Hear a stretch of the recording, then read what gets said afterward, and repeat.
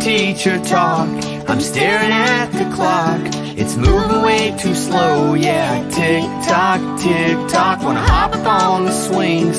Gonna jump up on the rings. Gonna climb the monkey bars. I won't drop, won't drop.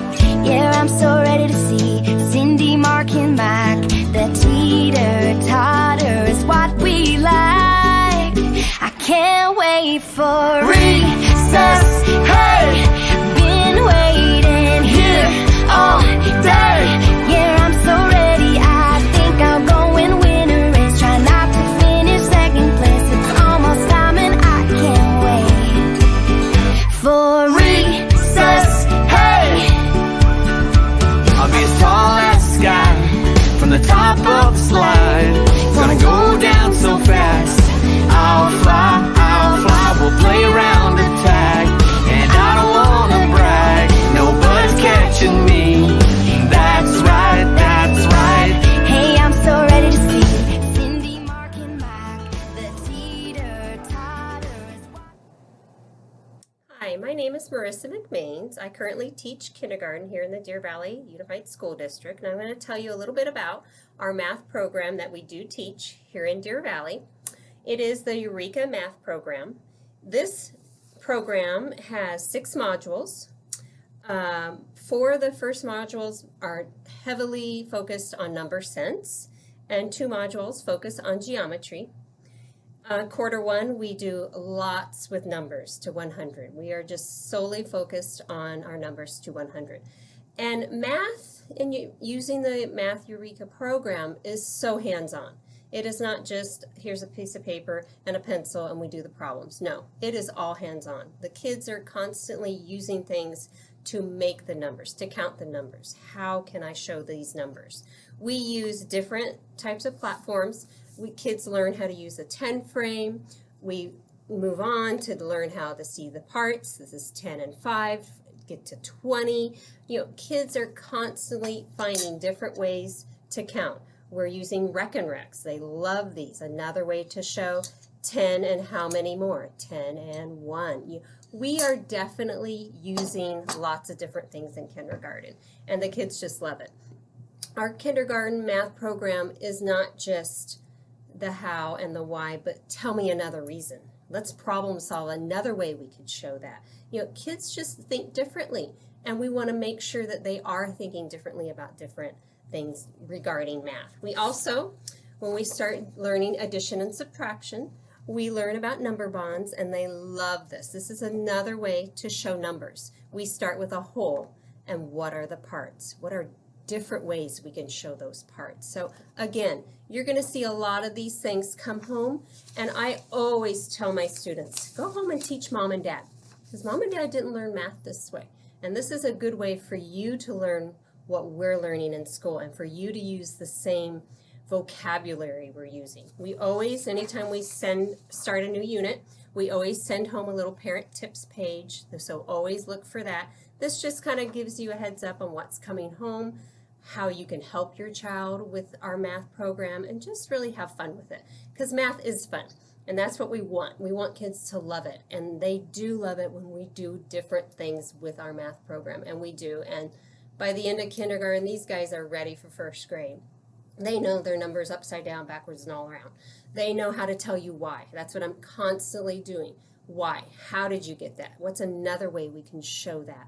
So we hope you enjoy math time with your kids, because I know I really do. We love to teach math, and it's just a fun time, in kindergarten to introduce those numbers in a fun and exciting way. Thank you.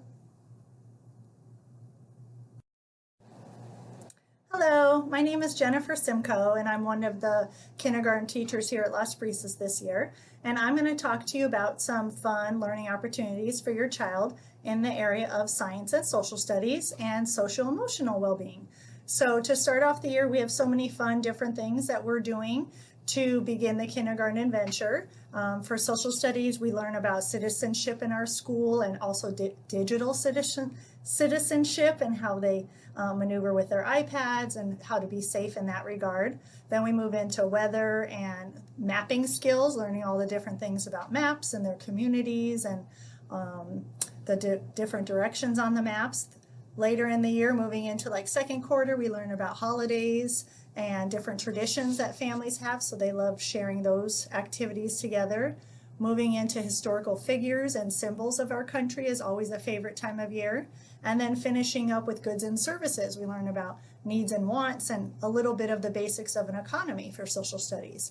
Parallel with that, we're also teaching science all throughout the school year. So they get a little bit of social studies content and a little bit of science content every day. So we start at the beginning of the year with weather also in a different science format, and the different parts of weather and how to describe weather and feel weather. We also talk about different patterns in the sky, like clouds and stars and the moon and the sun, and how they move about in regards to our earth. Moving on to living things in the springtime, third quarter, so it's perfect to talk about planting and seeds and how the weather affects some of those things as well. And then finishing up with sound and light and how those can be done through different experiments and experiences, and describing about how light affects things and the different sounds we get to make with instruments. So all of those are taught through very hands-on activities, through a lot of experiments. We also integrate them in a lot of our reading and writing activities as well as math. So it's a blended content that we try to find different ways to make some activities fun for the kids. Also, another element that we visit every day is all things EQ, which is the social emotional quotient for our learners. And not only are we teaching them all the academics that a kindergartner needs, but we're also trying to help them be their best self. And we're talking about things that, affect their heart and things that are affecting their mind, and how we can share those situations with each other in the classroom and talk about how we're feeling and how we can work as a team and how we can set goals to be our best self as we continue through the day as our kindergarten learners. So as you can see, they're very busy, and we're working on growing them as a whole child in all ways, with academics and emotional needs as well, with social activities mixed in. Thank you. Hi everyone, my name is Kelly Fisher. I'm a kindergarten teacher here at Las Brisas, and I get the honor of talking to you today about our language arts. So here at Las Brisas, we spend about 90 minutes a day teaching language arts, which is everything from our reading skills, phonics and phonemic awareness skills, and writing skills as well. We usually spend most of our morning learning our language arts skills. We start our day with some phonics and phonemic awareness things, including listening for beginning sounds, listening for ending sounds, putting together 3 sounds to make a word, practicing our sight words. Our students are expected to know 50 sight words and spell 20 of them by the end of the school year. We also use our whole group instruction time to introduce our stories. We have some amazing stories we read to our students, everything from President's Day and learning about George Washington and Abraham Lincoln to Jane Goodall and the impact she's made on the world. We talk about habitats, and we also focus on the beginning of the school year. And one of the most fun things we get to talk about is ourselves and what makes us special and different. So those are just some of the stories that we engage with throughout the school year. But we also teach a lot during small group instruction. So we have students working in centers during that time. They may be listening to a story. They might be doing a word sort or a picture sort, practicing their sight words with Play-Doh or clay or sand or something like that. They might also be working on their iPads. We have a supplemental program on our iPads called Amplify that supports their learning and grows with each individual student.